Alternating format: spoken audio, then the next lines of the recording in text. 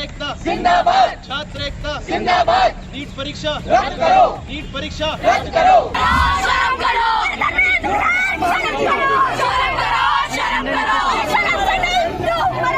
மோடிஜியின் குஜராத்திலிருந்து ஒரு புதிய பூகம்பம் கிளம்பி இருக்கிறது. இந்த பூகம்பத்தின் பெயர் தான் நீட்டில் நடக்கக்கூடிய பல்வேறு ஸ்கேம்களை பற்றி நீங்க பார்த்து வருகிறீர்கள். ஆனால் இந்த முறை குஜராத்திலிருந்து கோத்ராவிலிருந்து நீட்டுக்கான ஒரு மிகப்பெரிய ஸ்கேம் ஊழல் ஆதாரபூர்வமாக எக்ஸ்போஸ் ஆகியிருக்கிறது. தன்னுடைய குடும்ப பேருக்காக சோஷியல் பிரசன்ஸிற்காக பணக்கார மாணவர்கள் கோடி கணக்காக பணத்தை செலவழிக்கக்கூடிய மாணவர்கள் படிக்கவே இல்லை என்றால் கூட அவர்களுக்கு இந்த நீட் வழியாக எந்த அளவில் லாபம் போய் சேர்கிறது. எப்படி இன்னும் ஒரு சில வருடங்களில் கிராமப்புறங்களில் இருந்து எந்த மாணவருமே நீட் வழியாக டாக்டர் ஆக முடியாது என்கிற அந்த விஷயம் இந்த பதிவில் தெளிவாக வெளிவருகிறது. வணக்கம். மீண்டும் ஒரு முறை மோடிஜியின் குஜராத்திலிருந்து ஒரு புதிய பூகம்பம் கிளம்பி இருக்கிறது. இந்த பூகம்பத்தின் பெயர் தான் நீட்டில் நடக்கக்கூடிய பல்வேறு ஸ்கேம்களை பற்றி நீங்க பார்த்து வருகிறீர்கள். ஆனால் இந்த முறை குஜராத்திலிருந்து கோத்ராவிலிருந்து நீட்டுக்கான ஒரு மிகப்பெரிய ஸ்கேம் ஊழல் ஆதாரபூர்வமாக எக்ஸ்போஸ் ஆகியிருக்கிறது. இதற்கு பின்னாடி இருக்கக்கூடிய நபர்கள் யாருக்கு லாபம், நீட் தேவையற்றதா என்கிற பல்வேறு கேள்விகளை இந்த பதிவில் நீங்க பார்க்க போறீர்கள். நீட்டிலிருந்து யாருக்கு லாபம் என்று நீங்க பார்த்தீர்கள்னா, யாருக்கு நஷ்டம் என்று நீங்க பார்த்தீர்கள்னா, rural India versus urban India.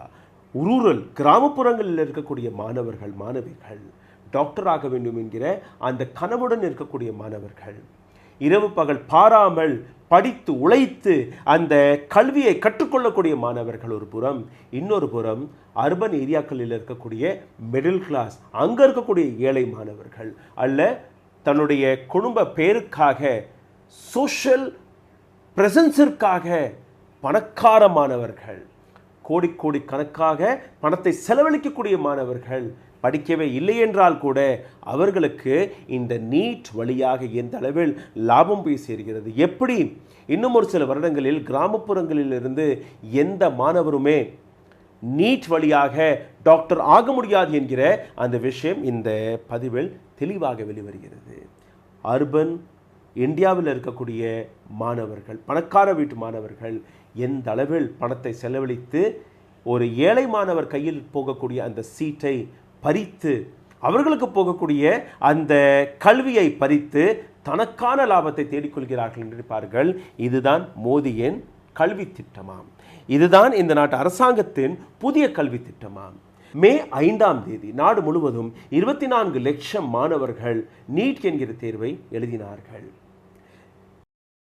Jai ஜல்ராம் school in Godhra Gujarat, இங்கேயும் ஒரு மிகப்பெரிய ஊழல் இடம்பெற்றது. மே 5ஆம் தேதி லோக்கல் அட்மினிஸ்ட்ரேஷன் மற்றும் போலீஸருக்கு ஒரு சில கம்ப்ளைண்ட்ஸ் போய் சேர்கிறது. இந்த கம்ப்ளைண்ட்ஸை படித்து பார்த்த அங்கே இருக்கக்கூடிய போலீஸார்கள், அங்கே இருக்கக்கூடிய அட்மினிஸ்ட்ரேஷனை சார்ந்தவர்கள் ஜெய் ஜல்ராம் ஸ்கூலுக்கு சென்றிருக்கிறார்கள். அங்கே இருக்கக்கூடிய ஒரு வாகனத்தை சோதனை போட்டு பார்க்கும்போது அந்த வாகனத்திற்குள் 7 லட்சம் ரூபாய் ரொக்க பணம் மட்டுமல்ல, நீட் பரீட்சைக்கான அட்மிட் கார்டுகள் 4 அட்மிட் கார்ட்ஸ்கள் கிடைத்திருக்கிறது. இந்த வாகனத்துடைய உரிமையாளர் யார் என்று நீங்கள் பார்த்தீர்கள்னா துஷார் பட். அந்த பள்ளியின் ஜியோகிராஃபி டீச்சர் மட்டுமல்லாமல் டியூபிட்டி சூப்பரிண்டென்டென்ட் ஆஃப் நீட் சென்டர், அந்த சென்டருக்கான டியூபிட்டி சூப்பரிண்டென்டென்ட்டாகவும் அங்கே இருந்திருக்கிறார். இந்த இடத்தில் இருக்கக்கூடிய இன்னொரு மாஸ்டர் மைண்டும் நீங்கள் பார்க்க வேண்டும். இந்த மாஸ்டர் மைண்டோடைய பேர் தான் பரசுராம் ராய். வடோதராவை சார்ந்த நபர், எஜுகேஷனல் கன்சல்டன்ட்டாக இருந்திருக்கிறார்.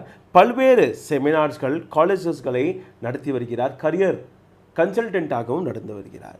இந்த நபர் எந்த அளவில் இந்த நீட்டை ஒரு மிகப்பெரிய பிஸ்னஸாக தனக்கு மாற்றியிருக்கிறார் என்று நீங்கள் பார்த்தீர்கள்னா, கோச்சிங் வழியாக இந்த நபர் நீட்டை கிராக் செய்ய வைப்பதில்லை.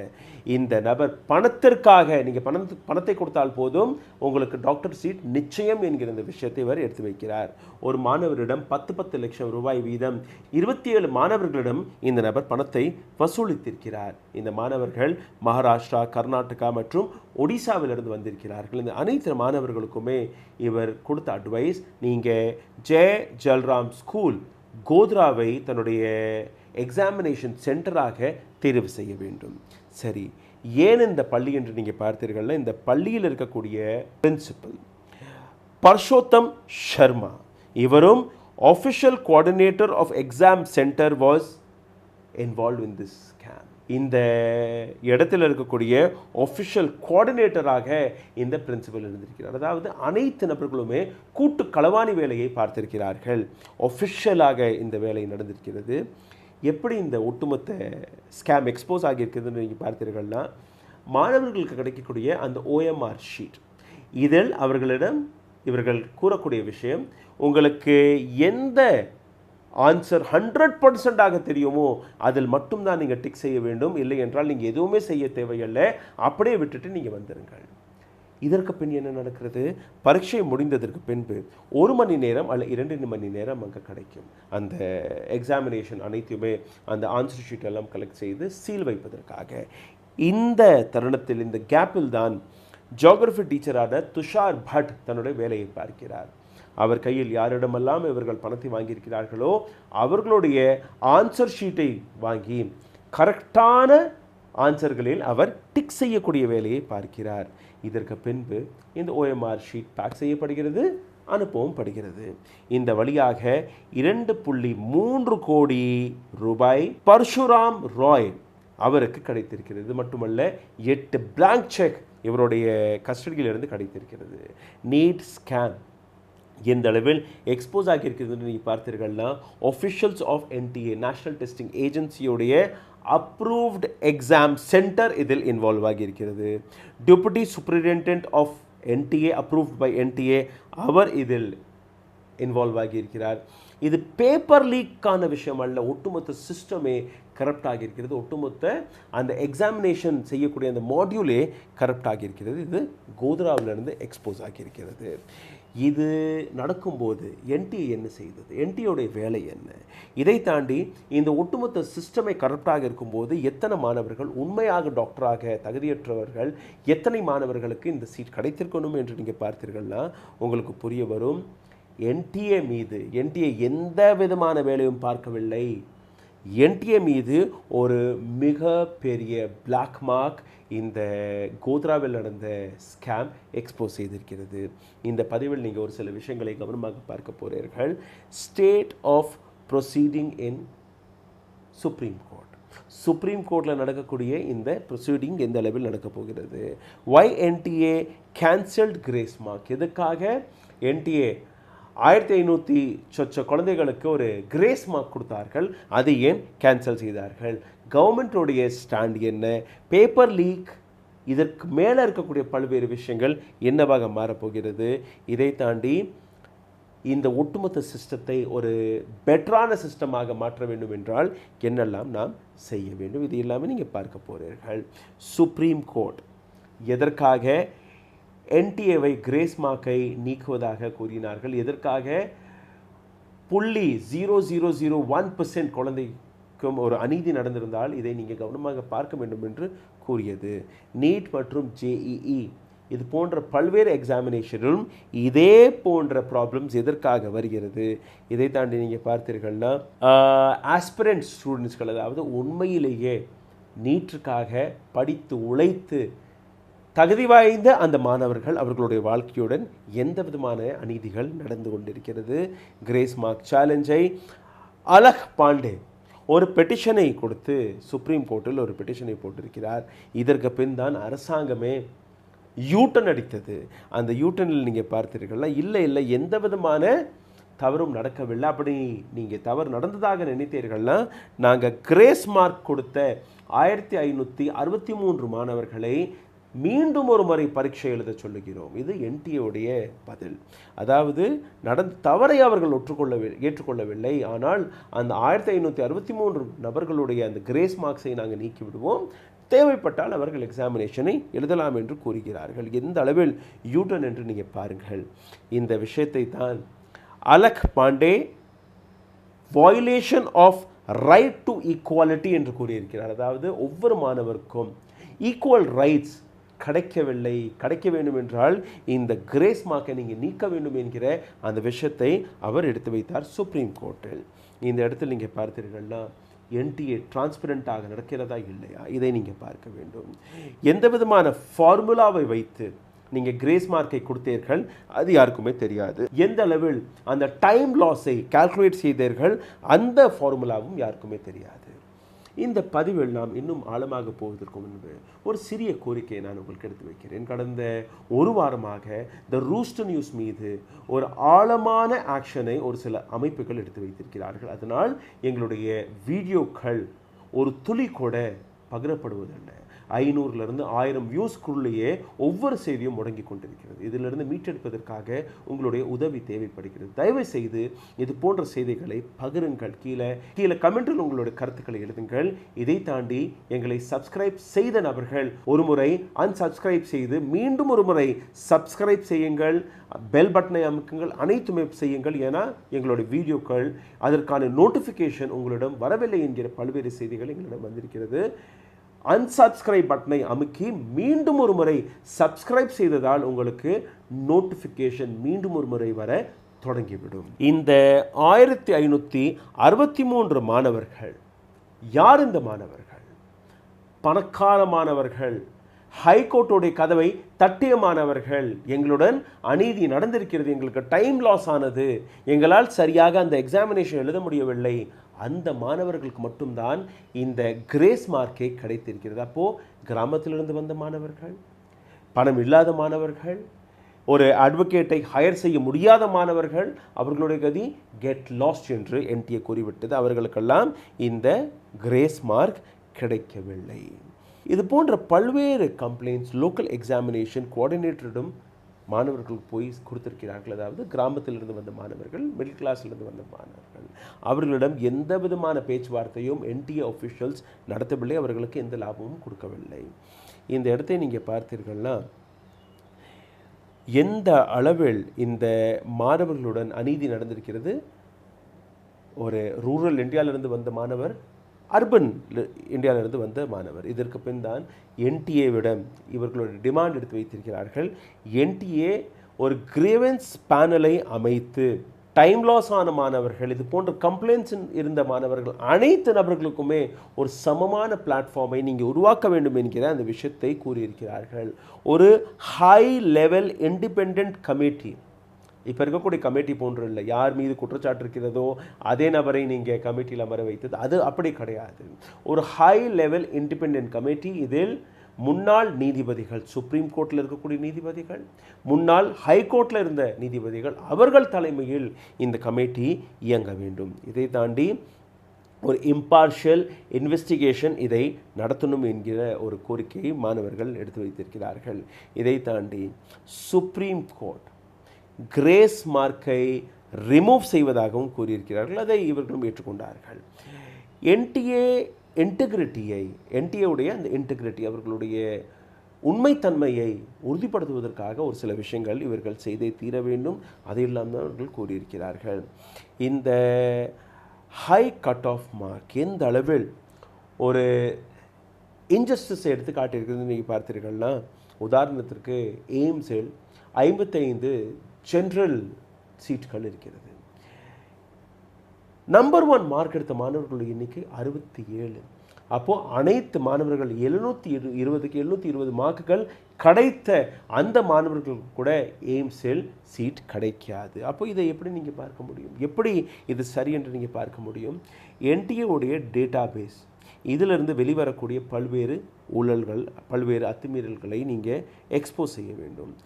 ஹானஸ்டாக அப்படி மிஸ்டேக் நடந்திருந்தால் அந்த விஷயத்தை நீங்கள் மக்களுக்கு முன்பு எடுத்து வைக்காத வரை என்டிஏ மீது எந்த விதமான நம்பிக்கையும் ஏற்படாது என்கிற இந்த விஷயத்தை பல்வேறு அமைப்புகள் மட்டுமல்ல சுப்ரீம் கோர்ட் உட்பட கூறியுள்ளது.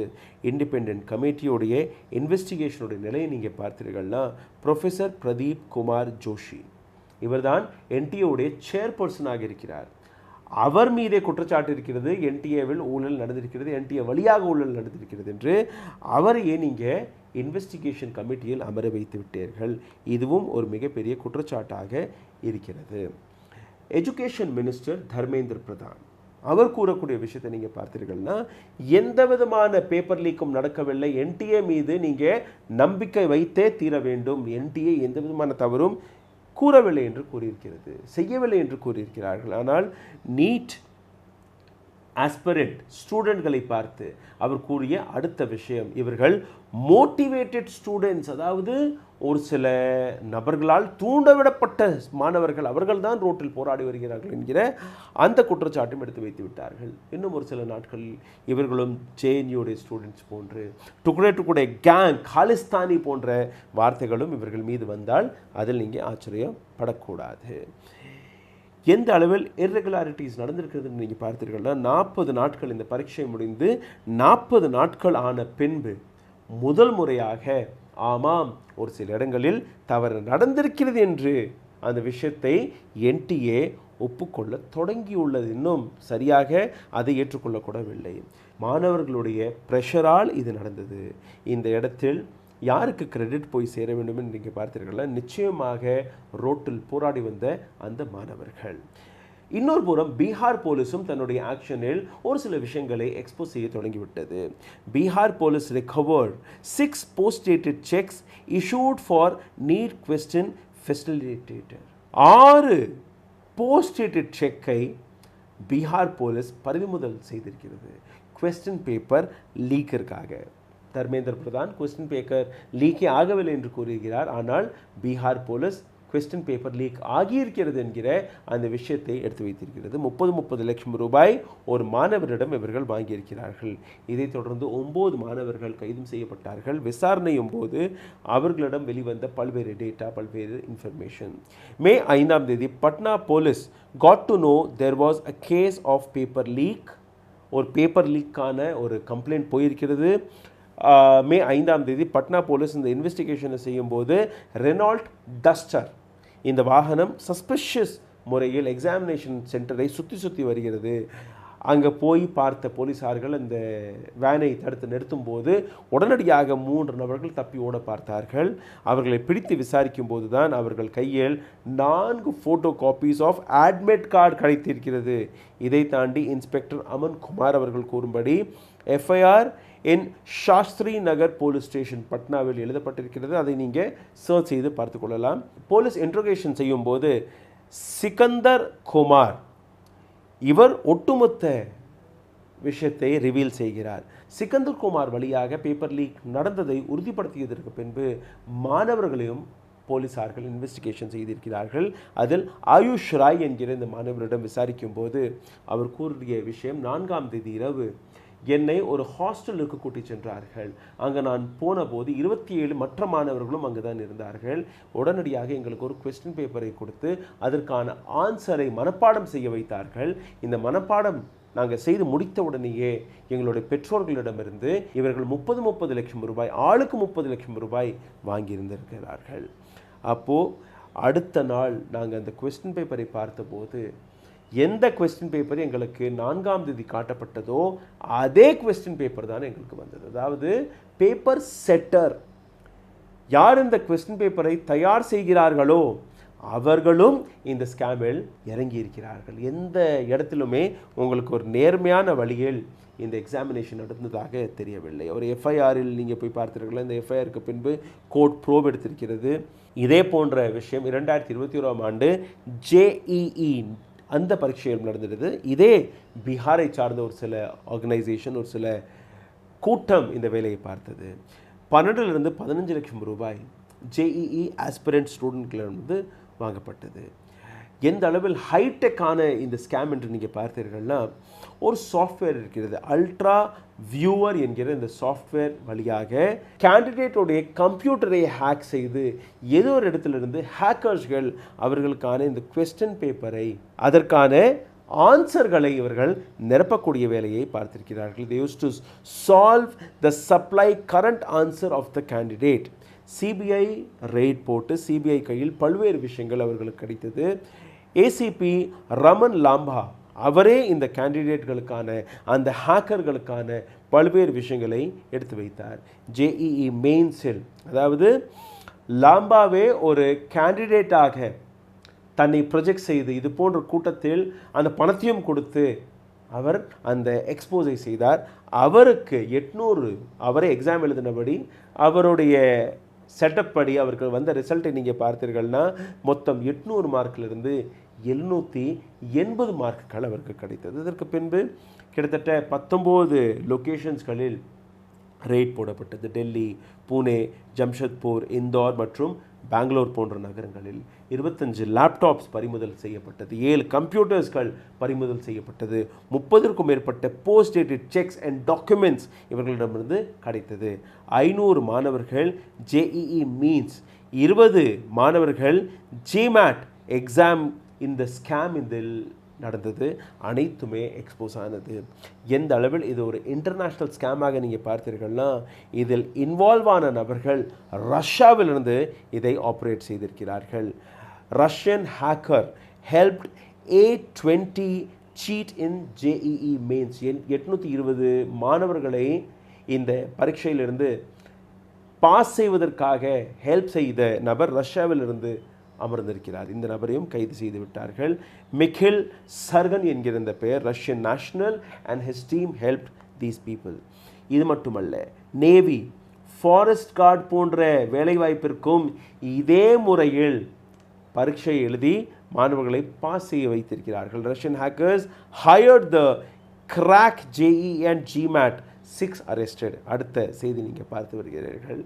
கடந்த 5 வருடத்தில் 40 கேசஸ் பேப்பர் லீக்குக்காக மட்டுமே ரெஜிஸ்டர் ஆகியிருக்கிறது.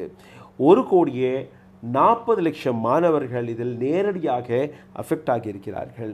இதை தாண்டி நீங்கள் பார்த்தீர்கள்னா ஒரு நீட் என்கிற ப்ரீமியம் எக்ஸாமினேஷன், அதில் கூட இது போன்ற விஷயங்கள் நடந்தது தான் ஒரு மிகப்பெரிய ஷாக்கிங்காக இருக்கிறது.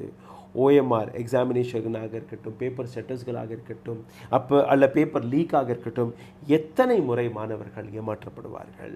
இது மட்டுமல்ல, இந்த இடத்தில் மோட்டிவேட்டட் ஸ்டூடெண்ட் என்று, ஆன்டி நேஷ்னல் ஸ்டூடெண்ட் என்று இந்த மாணவர்கள், போராடி வரக்கூடிய மாணவர்களை நீங்கள் பட்டம் சுமத்தி வந்து விட்டீர்கள்னா அவர்கள் எங்கே போவார்கள்?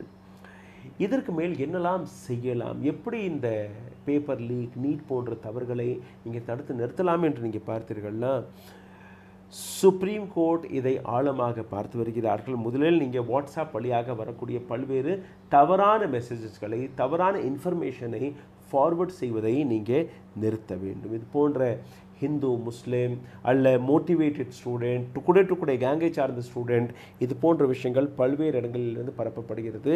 அதை நீங்கள் தடுத்து நிறுத்த வேண்டும். இன்னொரு விஷயம், சோஷியல் ப்ரெஷர் நீங்கள் நிச்சயமாக போடணும். இந்த நாட்டில் இருக்கக்கூடிய மாணவர்கள், அது எந்த மாணவராக இருந்தாலும் இதை இப்படியே விட்டுவிட்டீர்கள்னா உங்களுடைய குழந்தைகளுக்கு என்றைக்குமே வேலைவாய்ப்பை விட்டுவிடுங்கள். ஒரு சரியான கல்வி கூட கிடைக்காது. அதிலிருந்து நீங்கள் வெளிவர வேண்டும்.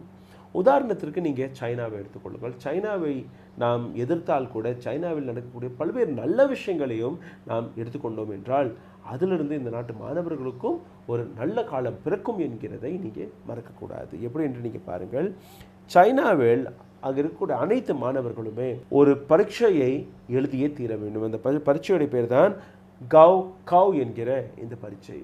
ஒவ்வொரு வருடமும் 130 லட்சம் மாணவர்கள், 1,30 லட்சம் மாணவர்கள் ஒவ்வொரு வருடமும் இந்த பரீட்சை எழுதுகிறார்கள்.